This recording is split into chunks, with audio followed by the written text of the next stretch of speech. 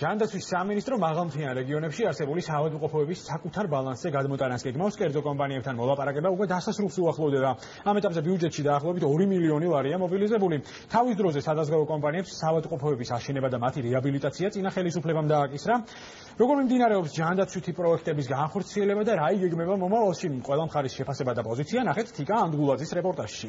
ხინოიცით რომ აშენდება არც საავადმყოფო. ეს რეკლამა რგოლი მაშინ დამზადდა, როდესაც მიხეილ სააკაშვილმა ერთ-ერთი მასშტაბური დაპირება გააჟღერა.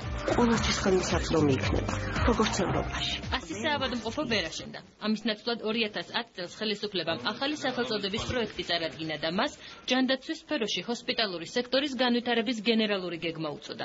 ამჯერად რიცხვი 100 არ დასახელებულა. გეგმის შესრულება კი სადაზღვევო კომპანიებს დაევალა. სახელმწიფომ სადაზღვევო სექტორს პრემიის სახით დაახლოებით 240 მილიონ ლარამდე თანხა გამოუყო. თუმცა კომპანიებისთვის პროექტი არამომგებიანი აღმოჩნდა და პროგრამას თანმიმდევრობით გამოეთიშნენ. მიმართვიანობა მკვეთრად იზრდება 2011 წლის შუა თვეებიდან. ხდება რა, სადაზღვევო კომპანიები პირობითად თუ ყოველ მიღებულ 100 ლარზე ანაზღაურების სახით გასცემენ 50 ლარს, დაახლოებით ამ რიცხვებს ახლა 2011-ის მერე ყოველ მიღებულ 100 ლარ პრემიაზე მათ უკვე უწევდათ გაეცათ 80-100 ლარი. რაც იყო პრემიები ერთი იმდენი დაიხარჯა იმ წელს 2010-დან 2013-შიც მიმდინარეობდა და ნაწილი 14-ის გადმოყვა.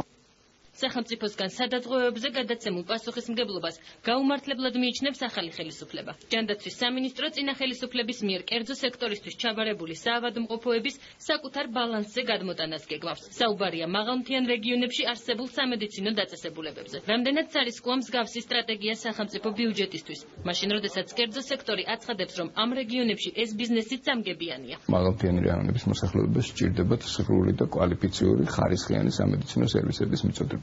ეს არის ამუშავალი წერტილი ამ გადაწყვეტილების მიღების. ეგრეთ წოდებულმა 100 ახალი საავადმყოფოს პრინციპმა და პროგრამამ ვერ გაამართლა. აქცენტი გააკეთეს მხოლოდ იმ საავადმყოფოებზე, რომლებიც ფინანსურად მომგებიანი იყო მათთვის და შეამცირეს ან საერთოდ გააუქმეს მთელი რიგი სამედიცინო სერვისები ისეთ დაწესებულებებში, გულისხმობ მაღალმთიან რაიონებში არსებულ საავადმყოფოებს, სადაც ეს სერვისები წამგებიანი იყო. ახალ სტრატეგიაში პოპულისტობას უფრო ხედავს, ვიდრე საქმიან გადაწყვეტილებას ყოფილი ჯანდაცვის მინისტრი. სანდრო ურუშაძე კრიტიკას კრიტიკით პასუხობს. ის აცხადებს, რომ ყველა დაპირებული საავადმყოფო აშენდა და სადაზღვევებმაც დაკისრებულ მოვალეობას მხოლოდ ბოლო წლებში ვერ გაართვეს თავი. დარწმუნებული ხართ, რომ ვერ აშენდა. ხო, დაითვალოთ, აღმოჩნდება, რომ სადაზღვევო კომპანიებმა აშენეს 51 კლინიკა და ყველა ის ვალდებულება შეასრულეს. ასევე თბილისში რაც შეეხება 100-ზე მეტი კლინიკა აშენდა არასადაზღვევო კომპანიების მხრიდან. რაც შეეხება სხვა რაიონებს, მათ შორის ისეთ რაიონებს, სადაც სადაზღვევო კომპანიებს უნდა აეშენებინათ, ეს ვალდებულებები აპატია სამინისტრომ საპარლამენტო არჩევნების შემდეგ და ეს ვალდებულები თვითონ გადმოიბარა. კორუფციული რისკები ბუნებრივი არსებობს, როცა სახელმწიფოს შესყიდვებია.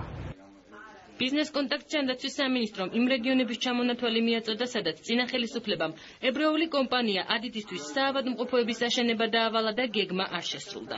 ონიმ, ხარაგაულიმ, ქარელი, დედოფლის წყარომ, ლენტეხიმ, ლანჩხუთი, ჩოხატაური, გუდაური, ახალქალაქი, ასპინძან, ნინოწმინდა. ორი ხელისუფლების ერთმანეთისგან რადიკალურად განსხვავებულ გეგმას მედიკოსებიც აფასებენ. ზაზა სინაურიძე აღნიშნავს, რომ თუ სახელმწიფო ამ სექტორში წარმატების მიღწევა სურს, პირველ რიგში რეგულაციებზე უნდა ჩამოყალიბდეს, რომელიც ერთგვარი თამაშის წესი იქნება როგორც სახელმწიფოსთვის, ასევე ინვესტორებისთვისაც. თანამდე არ დაიდება სწორი რეგულაციები ინვესტორს და სამედიცინო თქვათ კოლექტივებს შორის, როგორ უნდა იყოს გამიჯნული, ასე თქვათ, სამუშაო საათები და სამუშაო კომპეტენციები, მანამდე ჩვენ გვექნება ხარისხობრივი პრობლემები. ამიტომ ჩემისაც სახელმწიფომ უნდა ეს რა თქმა უნდა ჩემი სუბიექტური აზრია, აუცილებლად შემოვიდეს ამ ველში, როგორც დამცველი თავისი მოქალაქეების დადოს რეგულირება. სახელმწიფო ბიუჯეტი ჯანდაცვის სფეროში 2015 წელსაც იზრდება, თუმცა დღემდე უცნობია რა დაუჯდა ქვეყნის ბიუჯეტს ბოლო წლებში სხვადასხვა რეფორმის განხორციელების მცდელობა. ცნობილია, რომ სადაზღვევო კომპანიების ნაწილი სწორედ ამ პროექტში მონაწილეობის შემდეგ გაკოტრდა.